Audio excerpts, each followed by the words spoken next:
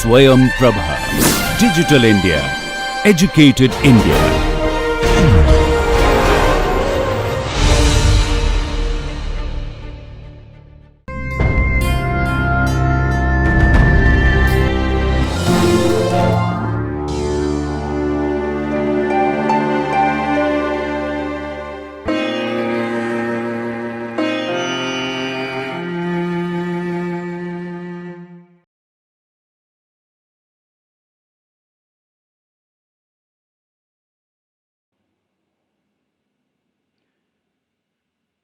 Hello everyone. Welcome to the fifth and final lecture of fourth unit of Plant Biotechnology course. In this unit, we have learned till now about the plant and microbial interactions, plant growth promoting rhizobacteria, nitrogen fixation cycle, and the mechanism of nitrogen fixation. And now we are learning about the various methods of plant genetic engineering. So today we will continue talking about the plant genetic engineering and its applications. My name is Manoj Sharma and I am working as an assistant professor of plant biology at Jawaharlal Nehru University, New Delhi. In JNU, I teach plant biotechnology and genetic engineering courses at School of Biotechnology. These lectures have been reviewed by Professor Kashmir Singh, who is working as a professor of plant biology at Department of Biotechnology, Punjab University, Chandigarh. This project has been sponsored by DTH Swayamprabha, MHRD, New Delhi. So in the last lecture, we talked about the agrobacterium disease biology, and today we will continue talking about agrobacterium as a tool for plant genetic engineering.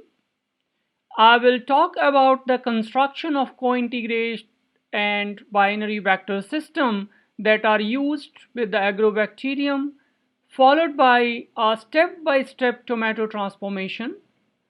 I will also talk about the methods used for molecular characterization of the transgenic plants, and at the end, briefly I will discuss about the applications of plant genetic engineering.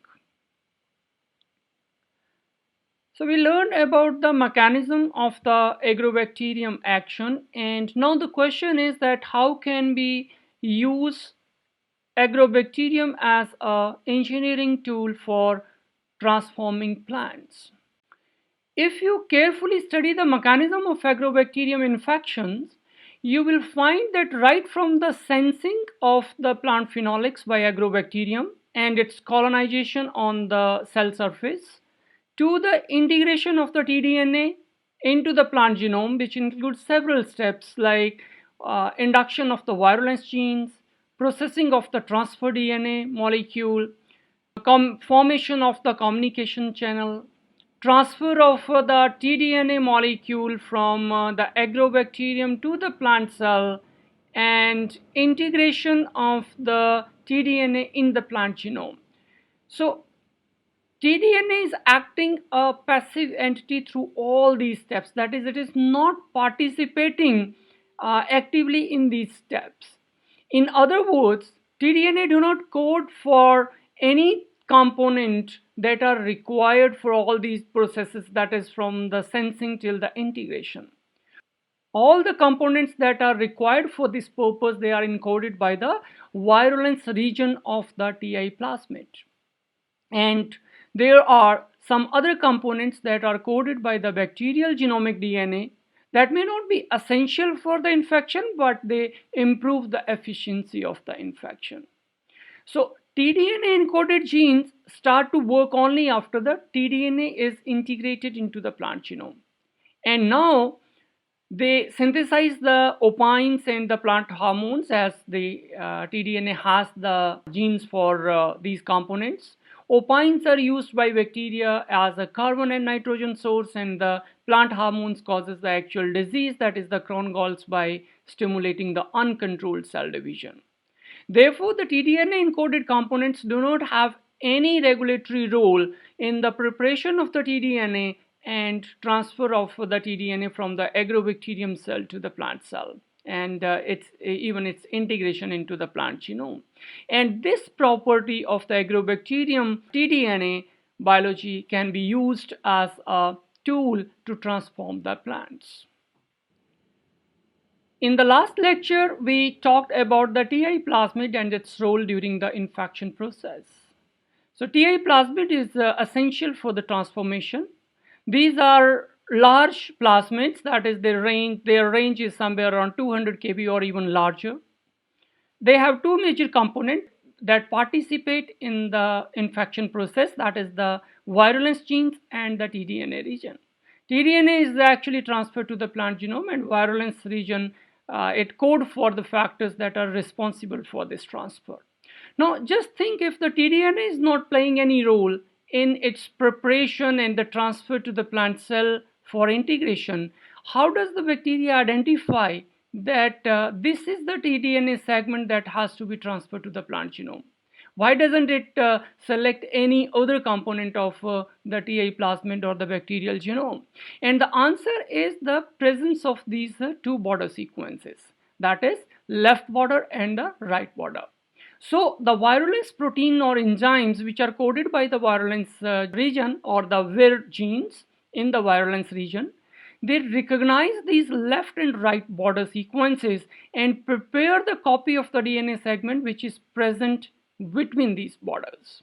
So therefore, it does not matter what kind of DNA is present between these left and right borders, and there is no mechanism or the validation step that tDNA should contain the gene encoding for the opines or the plant hormone synthesis. So even if we replace the tDNA segment with some other DNA, it will not affect the transfer process as long as left and right borders are intact. So basically, we engineer the tDNA on the TI plasmid and put it back in the agrobacterium and let the agrobacterium transfer this tDNA to the plant genome for us. So the first step is the vector construction. Now we cannot use the TI plasmid as such to transfer the gene of interest to the plants. There are several important steps, like first we need to disarm this vector, that is we need to remove these genes that encode for the plant hormones or the opine synthesis. Further, we need to develop methods to clone our genes of interest in this particular tDNA region. Many other DNA segments that are unnecessary on the TI plasmid, they can be removed from these plasmids, like the opine catabolism genes. It will help to reduce the size of the plasmid, and smaller plasmids are usually easy to manipulate and handle. So depending upon the strategy of engineering TI plasmids, vector constructs are grouped into two categories. One is the co-integrate vectors, and second is the binary vector system. So the first category is the co-integrate vectors. Now co-integrate vectors are the deletion derivatives of the TI plasmids. So as we discussed earlier, that we simply replace the tDNA segment of the TI plasmid with desired DNA segments that we want to transfer to the plant genome. And further, some of the other components that are unnecessary for the tDNA transfer function, they can be simply removed from the TI plasmid, like these opine catabolism genes which do not play any role during the tDNA transfer process. They can simply be removed from these plasmids. Therefore, the final vector would have only those components that are required for the multiplication of the plasmid, that is for its survival, and the components which are required for the agrobacterium infection, that is the virulence and the tDNA transfer. In order to construct these vectors, first the TI plasmid are disarmed, that is the removal of the opine and plant hormone synthesis genes from the tDNA region. However, other required sequences are introduced in this region which can be later used for cloning the desired DNA segments through the homologous recombinations. So the final vector would look something like this. It has the virulence region, other components that are essential for its multiplication. Then it would have left and right border and the newly inserted sequences between the left and right borders. This particular vector is an example of PGB series vector where opine and hormone synthesis genes have been replaced with a small segment from PBR322 vector. Now PBR322 vector is a cloning vector which is small in size and has a high copy multiplication in the bacterial cells. The desired DNA that is to be introduced into the plant is cloned in the conventional E. coli plasmids. Here in this case it's the PBR322, and these are also called as the intermediate vectors. These are small in size and they are easy to manipulate. However, these vectors are incapable of the replication in Agrobacterium, and also they lack the conjugation function. So they are just the cloning vectors. So once the gene of interest is cloned in this plasmid and other required sequences like a selection marker or the reporter marker, if we are including it on the tDNA, these smaller vectors are integrated into the disarmed GI plasmids. And for this integration, these homologous sequences are required as this integration occurs through the homologous recombinations. So these sequences which are present between the left border and right border, they recombine with the corresponding homologous sequences in the cloning vector and are used to insert this smaller vector as an insert in the disarmed GI plasmid. This creates the co-integrate vector for the plant transformation. These larger disarmed TI plasmids are in the agrobacterium, and therefore for recombination to happen, these smaller plasmids with the desired DNA need to be transferred into the agrobacterium. For this purpose, another helper plasmid that has the genes required for the transfer and mobilization of the plasmids can be used. These helper plasmids help in the transfer of these conjugation deficient intermediate plasmids to the agrobacterium.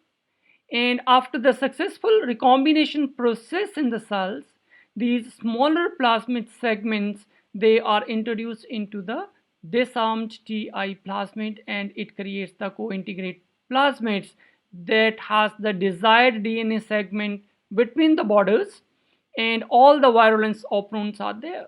So this plasmid is capable to replicate in the agrobacterium, and when infect plants, it would transfer the tDNA, now it is the desired DNA, to the plants and transform the plants.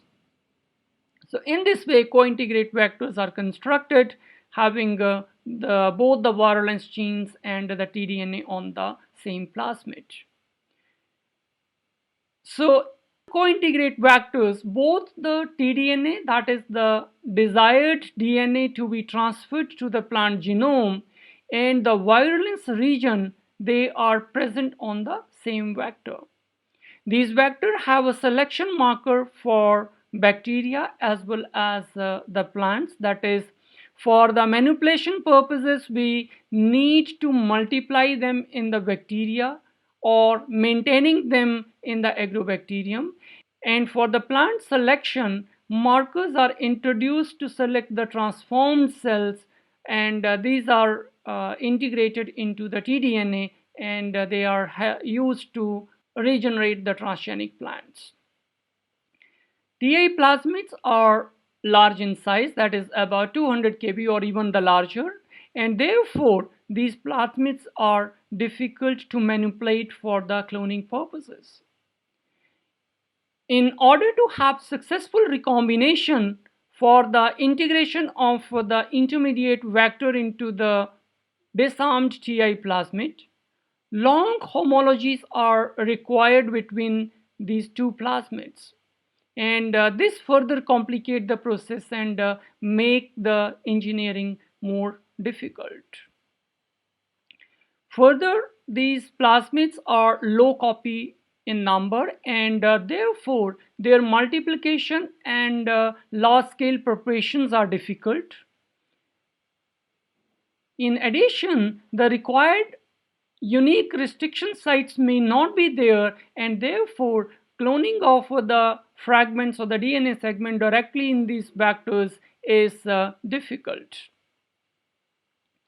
So the second system is the binary vector system. So here is this is a co-integrate vector that has virulence genes as well as the tDNA that needs to be transferred. We also talked about drawbacks or the challenges associated with these vectors. So now the question is, how could we reduce the size of the plasmids and make the handling or the manipulation much easier? A key finding that the virulence genes which are involved in the transfer of the tDNA need not to be present on the same plasmid where the tDNA is there. Therefore, the virulence genes and the tDNA segments can be placed on the separate plasmids. This means we can have two vectors like this one, where one contains the virulence genes and the other smaller vector would contain the tDNA to be transferred to the plants. And the virulence protein encoded by the genes present in this vector can recognize the left and right borders present on the another vector and successfully can transfer the tDNA to the plant cell, as long as both of these vectors are present in the same agrobacterium cell. And this system of vectors where the virulence genes and the tDNA, they are present on the two separate vectors and they are used for transformation, is called as a binary vector system. So the binary vector system consists of two plasmids, that is Vir helper plasmid and the tDNA containing binary vectors. So this plasmid is a tDNA binary vector. It has a tDNA that is flanked by the left and right borders, and this other one is the Vir helper plasmid that carry the virulence operon having all the Vir genes that are required for the tDNA transfer. In the co-integrate plasmids, both the tDNA and virulence genes, they are present on the same plasmid, and the virulence genes, they act in the cis, that is the tDNA is present on the same plasmid. However, in this case, the virulence genes are placed on the Vir helper plasmid and they act in trans to recognize the left and right border which are present on the other plasmid. However, they should be in the same cell. So typically the gene of interest is cloned in the tDNA binary vector having left and right borders like this one. These vectors are smaller in size and hence they are easy to handle during the cloning and transformation process. Multiple unique restriction sites for the cloning are available, and even if these are not available, these can be introduced easily and another vector with the unique restriction sites can be synthesized. These vectors are high copy number plasmids, that is within the same cell. These plasmids can multiply and accumulate large number of their copies, and therefore they are easy to isolate and are not limited by amount of the plasmid for manipulation. Further, these are easily replicated in the E. coli. The Vir helper plasmids are prepared once and these are then placed in the agrobacterium strains and maintained there in these strains. So these vectors do not need any further manipulation for the cloning of the desired DNA segments. All the manipulations for the cloning of the desired DNA are associated with the tDNA winery vector.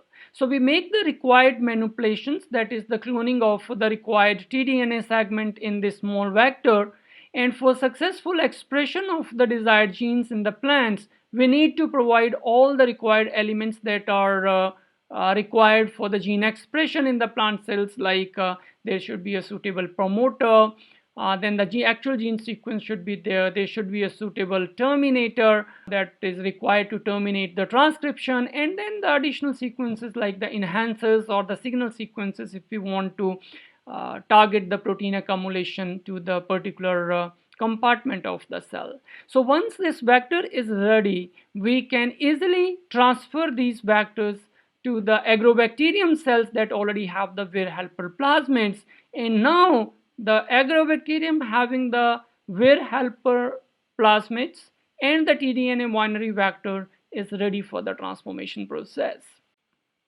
So in this way, manipulation in the winery vector system for the cloning of the genes is much less as well as easier too as compared to the construction of co-integrate vectors. This is an example of actual tDNA winery vector, that is the pCambia GOI. Now this pCambia is a series of plant expression vector where different kind of a promoter or a terminator and other regulatory sequences combinations are there. So in this case, here is the left border, and from here till the right border, this whole segment is the tDNA. Here in this tDNA, we have 3 expression cassettes. One is the gene encoding for the antibiotic, that is the kanamycin resistance gene in this case. Second is the gene of interest that we want to insert or that code for the actual trait. And the third one is the gene encoding for the reporter protein, like the Gus enzyme in this case. Now, in order to express these genes in the plant system, we need to provide the other required sequences like the suitable promoter. Promoter derive the expression of the gene, and further their activity may differ in the different plant species or even among the different tissues within the same species. For example, many promoters that have a high activity in the dicots may not have the same level of activity in the monocot plants. So depending upon the species or the tissue where we want to express the candidate genes, accordingly suitable promoter is selected. Similarly, other required sequences such as the transcription terminator, which is required to terminate the transcription process, like here NOS terminator in this case and 35S terminator in this case have been used. In addition, enhancer sequences which are used to increase the activity of the transcription, or the signal sequences which are required for targeting the expression or the accumulation of the protein in specific compartment of the cell, they are provided on this expression cassette.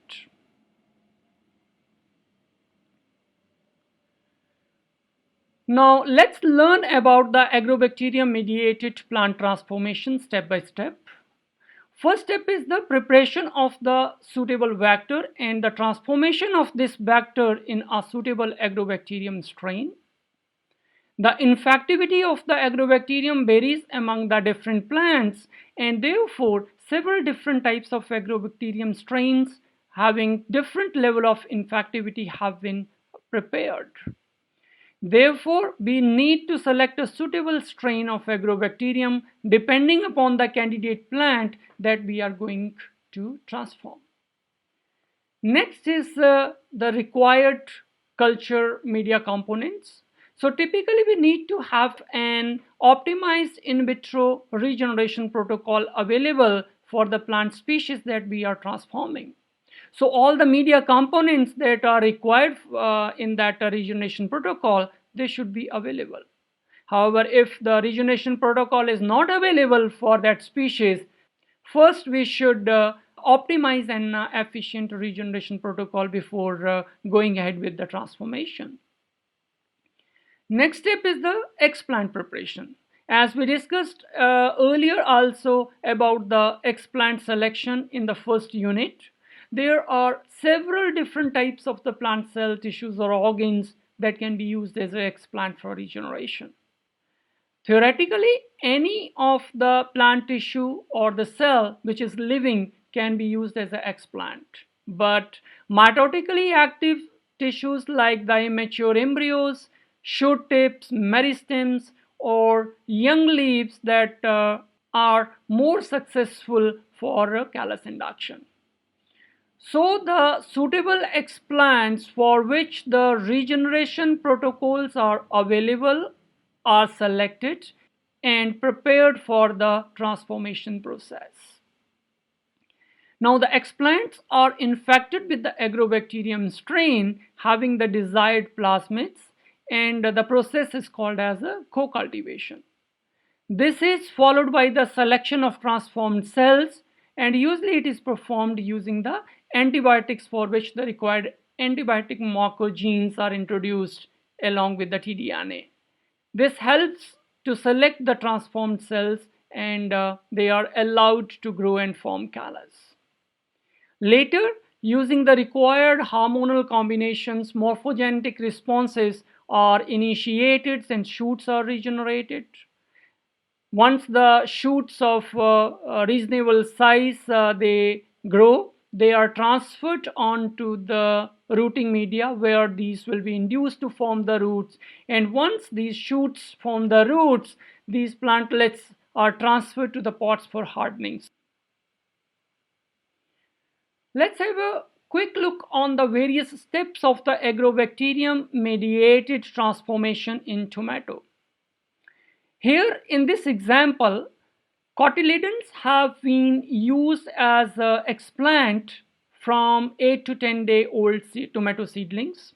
So we sterilize the tomato seeds and germinate them in the aseptic environment. As these seeds are grown in the aseptic conditions, these will be free from the microbes, and further sterilization process during the explant preparation would not be required. So these first leaves that appears when the tomato seeds germinate, these are called as the cotyledons, or these are also called as embryonic leaves. These cotyledons are excised from the tip as well as on the base of the leaf and are placed on the MS media supplemented with the required hormone for the induction.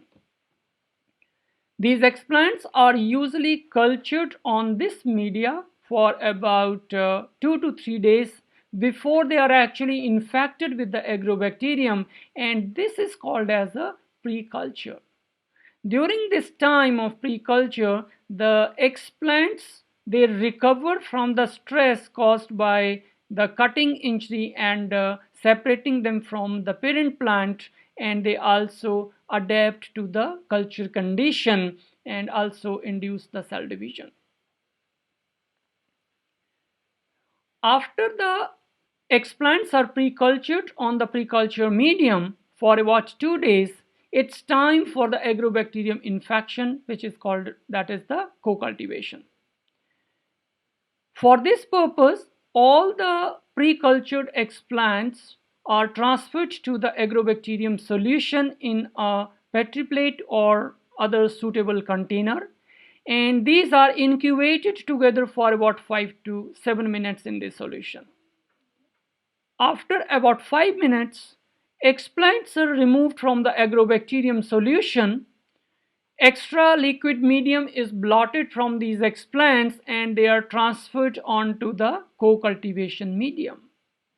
These are incubated on this medium for about 2 to 3 days depending upon the type of the agrobacterium strain, that is the infectivity level of the agrobacterium strain, or the type of explant used. And this incubation is called as a co-cultivation.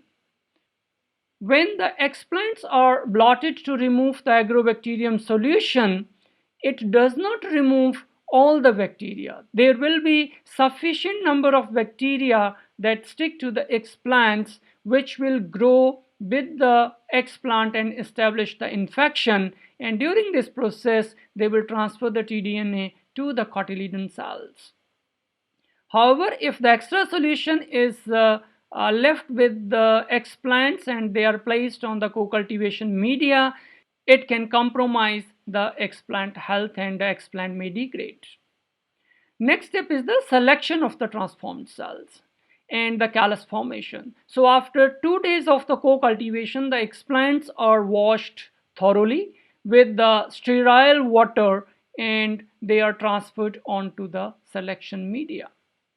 These are incubated in the controlled condition of light, temperature and humidity, and they are allowed to grow there. Now the selection media specifically contain the antibiotics for which the antibiotic marker genes have been introduced through the tDNA into the plant cell. And this will help to select the transformed cells, as only those cells would be able to grow on the selection media that would have been transformed, that would have a tDNA integrated into their cells, and they will be expressing the antibiotic resistant protein in these cells. So if we just zoom in this particular selection plate, we can see that the development of the calli on the cut end of the cotyledons. These are healthy calli and these are growing on the antibiotic selection media. Whereas if we see this other part of the cotyledons, that is the part where we can see the tissue is turning dark or creamish, it is losing its green color slowly and it is not growing also. These are the untransformed cells or the tissues that are dying on the antibiotic selection media. Now, once the sufficient amount of the callus is formed, these cells, these calli are transferred onto the regeneration media to induce the morphogenetic responses.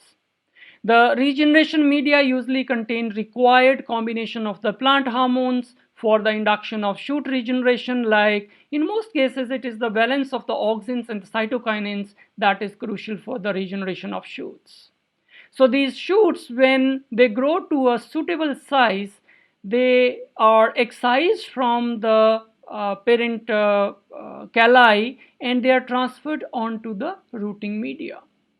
In a few days, these shoots will regenerate the roots, and now the plantlets are ready for their transfer to the soil in the pots. Now, in many cases, plain MS media is enough for the root induction. However, in many species, low concentrations of auxins are required for the induction of roots. So these plantlets are removed from the medium. Roots are washed and plantlets are transferred to the soil. In order to maintain the humidity or save the plants from sudden shock of the dry environment, either these pots are placed in the humidity regulator chamber, and if that is not available, we can simply cover these plants with the polythene bags. Once the plant acclimatizes to the soil within a few days, these bags are removed and the plants are allowed to grow to maturity in the contained facility. So this is the whole process of tomato transformation, how we start with the cotyledon and raise the transgenic plants using the Agrobacterium-mediated transformation. Next step is the molecular characterization of the plants.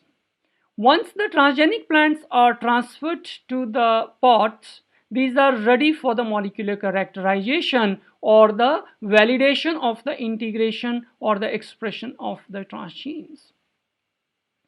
There are various steps of the plant transformation we just studied, that is the selection of the foreign gene to be transferred to the plants. Then is the cloning of this gene and construction of a suitable vector for the transformation. Transfer of the vector to the agrobacterium, followed by agrobacterium-mediated transformation of the plant tissues, selection of the transformed cells and the callus induction, and next is the shoot regeneration from the callus, followed by the regeneration of the transformed plants by the induction of roots on the shoots. Finally, the plants are transferred to the soil for an acclimation process. Now, very little tissue is required for the molecular characterization, and it can be actually performed even at the earlier stages of the transgenic plant development. We need not to actually wait for the plant to be acclimatized in the soil to start the molecular characterization. Like even when the shoots are transferred onto the rooting media, little tissue can be harvested that can be used for the molecular characterization of these plants.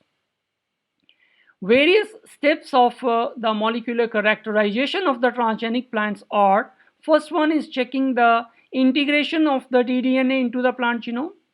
Then next is, if the gene is integrated, we need to check whether the tDNA is transcribed or expressed. Further, if the transgene is translated and the recombinant product is formed, or if the recombinant product formed is functional or active. So the first one is the integration of tDNA. Now, PCR amplification is most commonly used method for this purpose. And in order to perform the PCR, we would need two things, that is the template DNA and the gene-specific primers. Therefore, small amount of tissue is harvested from the putative transgenic plants, and the genomic DNA is extracted from this tissue using the routine procedures. The genomic DNA isolated from these plants is used as a template for the PCR amplification. And the second part is the primer. So here is the tDNA of the binary vector, and so if this vector would be used for the plant transformation, the DNA segment from this left border to the right border is expected to be transferred to the plant genome. So theoretically, we can prepare the primers from any part of this tDNA segment for the PCR amplification. However, in order to make sure that the complete tDNA is inserted in the plant genome, more than one primer pairs can be used from the different parts of the tDNA.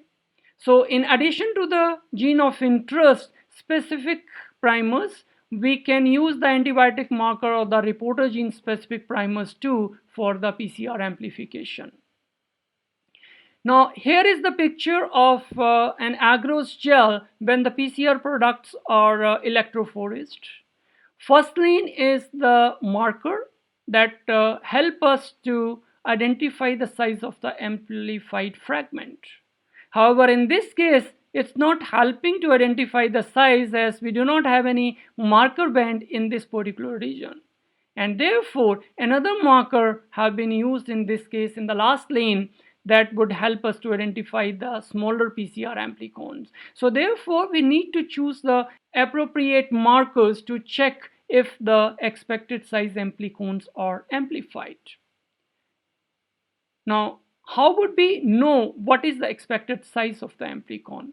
Well, it will depend upon the primers. So when we design the primer from this particular tDNA region, we would know that where they are mapping and what is the distance between the two locations where these two primers are mapping, and this distance will be the expected size of the amplicons.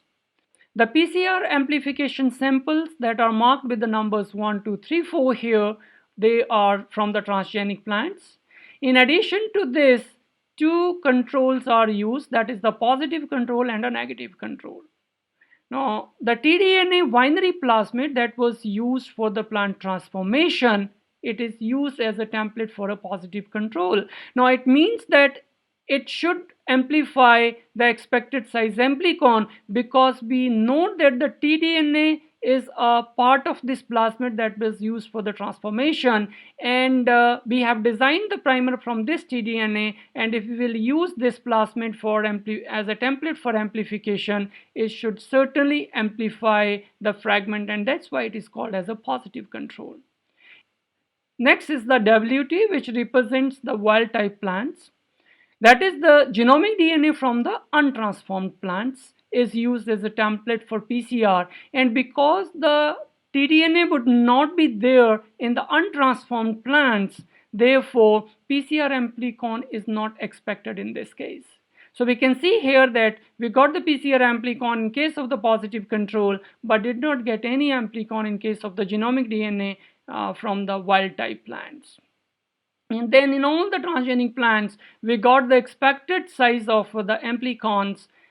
This is an example using one pair of primers. However, multiple primer pairs can be used for this purpose. So this confirms that the tDNA from the plasmid has been integrated in all these putative transgenic plants. After the confirmation of the integration, next step is to check if the gene is expressing or not. Integration of the tDNA in the plant genome does not make sure that the gene will certainly express. The location of the integration in the genome may affect the expression of the genes present on the tDNA. Like sometimes tDNA may be integrated into the heterochromatin region where the expression is almost negligible, or it may be integrated close to a repressor that will not let it express. And therefore, we need to validate the expression. RT-PCR and qPCR, that is the quantitative real-time PCR, these can be used for this purpose.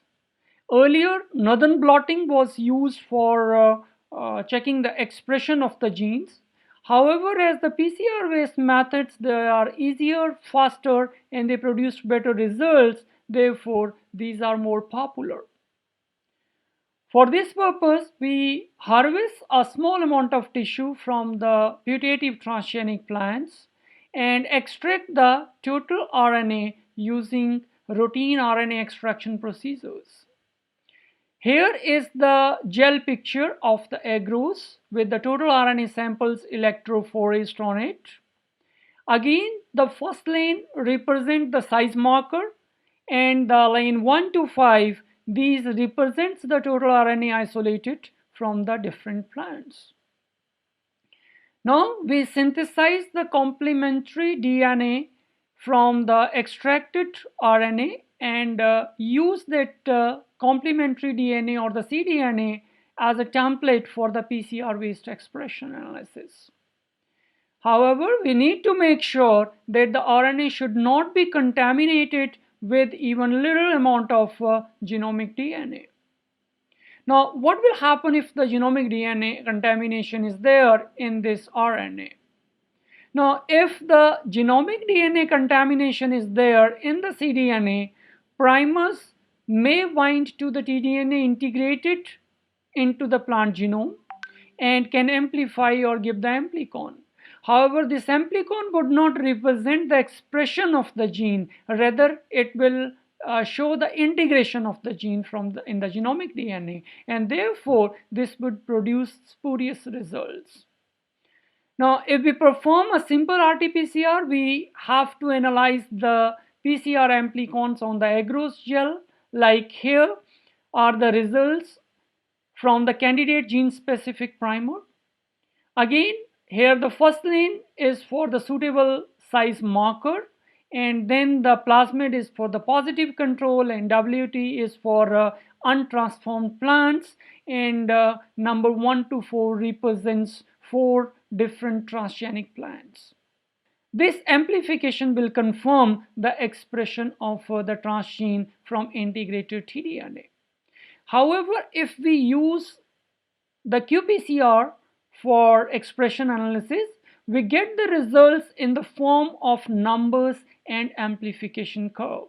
So in this case, the fluorescent dyes are used, and machine read the fluorescence signals and quantify the amount of DNA amplified at each cycle of the PCR. So here we have two samples, that is sample 1 and sample 2. We have used each sample in triplicates, that means 3 reactions for the same samples were put, and here they were designated as A, B, and C.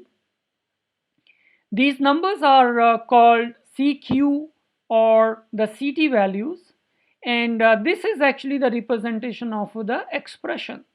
Higher is the number, lower is the expression of the target gene, and if lower is the CT value, it represents the higher expression of the target gene. So in this case, the expression of the target gene is much higher in the sample 1, where the CQ values are in 20s, and in sample 2 it is much lower as the values are in 30s. So in this way we can use the PCR, simple RT-PCR or the qPCR, to validate whether the genes or the transgene presence on the tDNA they are expressing or not. After the confirmation of the tDNA integrated and the genes, the transgenes present in the tDNA are transcribed, next step is to validate if the translation is occurring or not. That is, whether the protein is synthesized and accumulated in the cell, or if the synthesized product has been required activity or functionality or not. So many times though the transgenes are transcribed, however, they may not be translated. And this may be because of the presence of rare codons in the transgenes, or in several cases the recombinant protein is not tolerated by the host system and it is immediately degraded or cleared from the system. For this purpose, again the total protein is isolated from the tissues harvested from the transgenic plants, and the Western blotting or the ELISA based assay can be performed to validate the protein synthesis. However, we need to have the antibodies specific to the target proteins to perform these experiments. Further, if the transgene is translated and recombinant protein or the product is accumulated, it may not have required activity. That means it may not perform the required functions. Like it may not be folded properly and hence lose its activity. Or it may need some post-translational modifications for its functionality, and these may not be added by the system. Therefore, after validation of the accumulation of the recombinant product, these are validated if these have the required functionality or not. The validation procedure or the types of assays that are used to check the activity or functionality of the recombinant protein would depend upon what type of this protein is. So these are the standard steps for the molecular characterization of the transgenic plants. Next is the applications.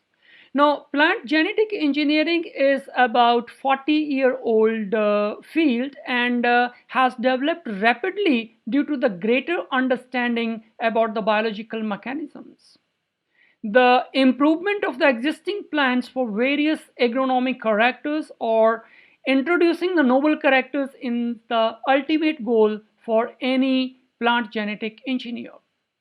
Let's briefly discuss about the various applications where the genetic modification either has made a significant difference or has a huge potential to make a significant impact. So the first one is the engineering stress tolerance. Now, one of the first such example is the engineering virus resistance in the papaya. At a time in 1980s and 90s, Hawaiian papaya, so Hawaii is an island state in the United States. The papaya here was on the extinction because of the papaya ring spot virus disease. All the traditional strategies failed to control the virus infection, and then the transgenic approaches was tested for this purpose. The gene encoding for the coat protein of the papaya ring spot virus was used to engineer resistance against the virus infection. This coat protein mediated systemic cross protection was very successful in this papaya infections. And similarly, the virus resistance has also been engineered in other plants like squash and potato. Considerable progress have been made in engineering tolerance to several other stress types such as the abiotic stresses, like drought tolerance in maize. Like the drought tolerance cultivars of maize has been engineered, and drought guard cultivar have been released. Similarly, Verdeca HP4 has also been released for the soybean, which is also drought tolerant. Next is the herbicide resistance. Now, herbicide tolerant crop varieties have been produced for several crops like maize, canola, cotton, lentils, soybean, sugar beet, and so on. So basically, herbicide tolerance varieties contain a transgene that provide resistance to one or more broad spectrum herbicides. The use of these herbicide tolerant varieties can provide a better beet control and improve the overall yield too. Several commercial cultivars of the herbicide resistant crops are available in the market, like Roundup Ready for the Medicago, and then in Vigor, Liberty Link, or the TrueFlex for the canola.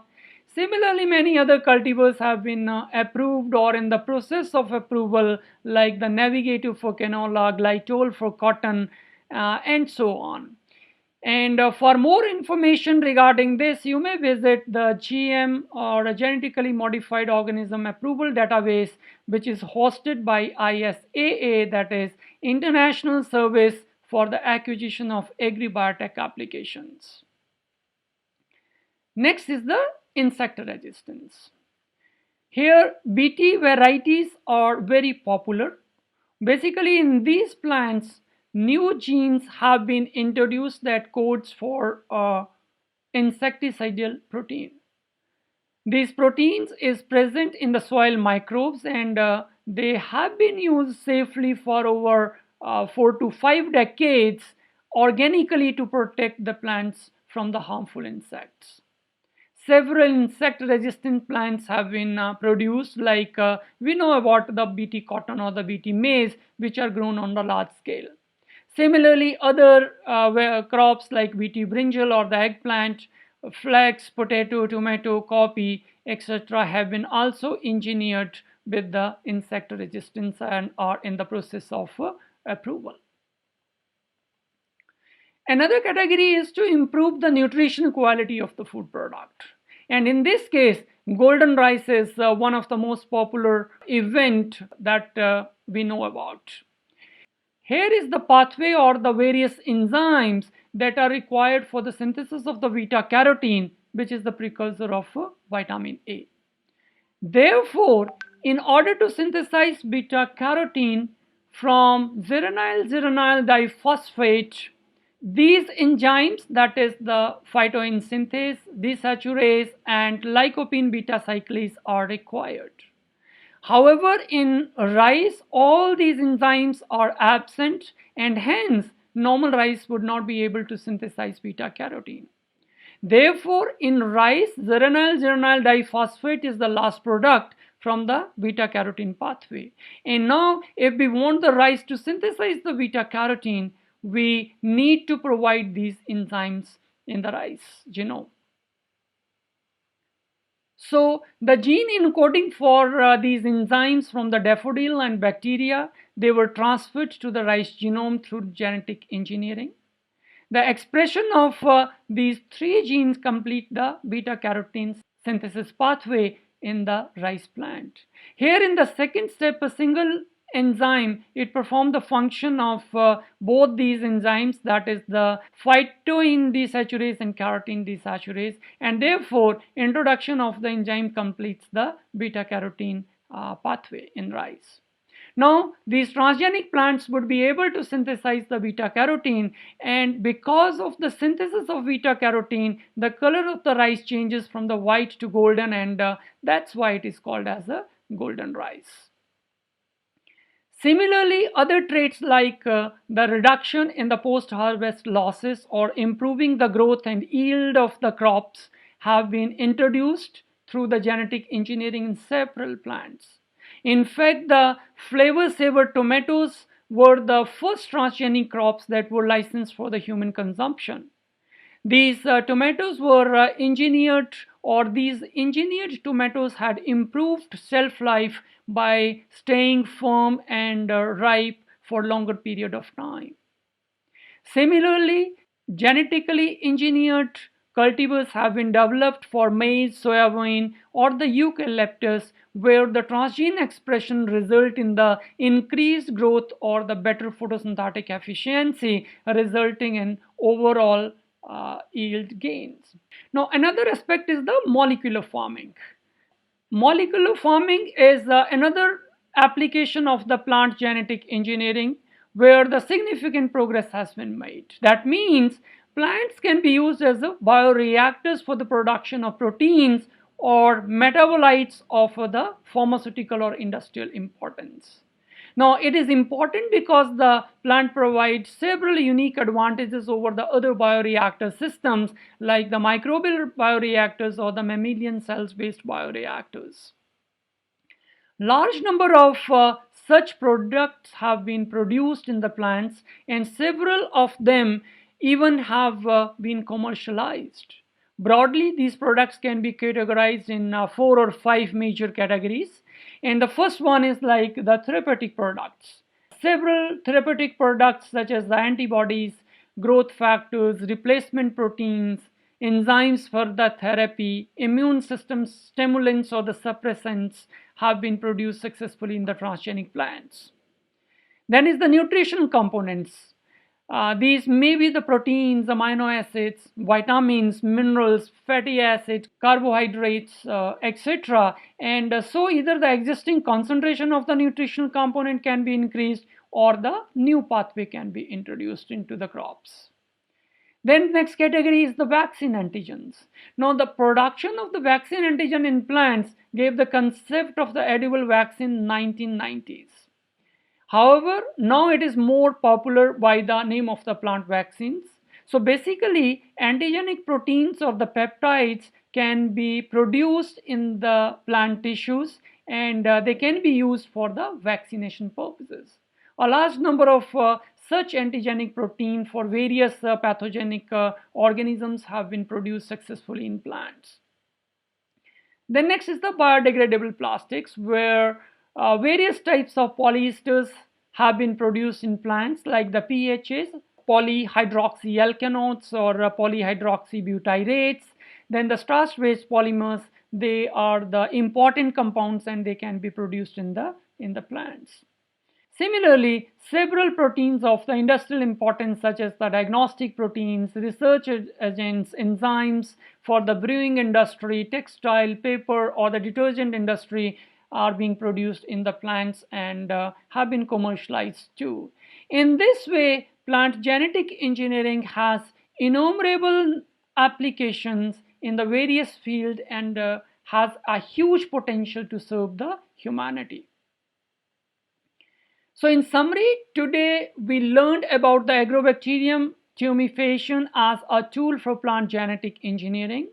We talked about the construction of the co-integrate and binary vector system that is used with the Agrobacterium-mediated plant transformation. I also discussed about the step-by-step transformation protocol for tomato and the molecular characterization of the transgenic plants. Finally, I briefly discussed about the various types of applications of plant genetic engineering.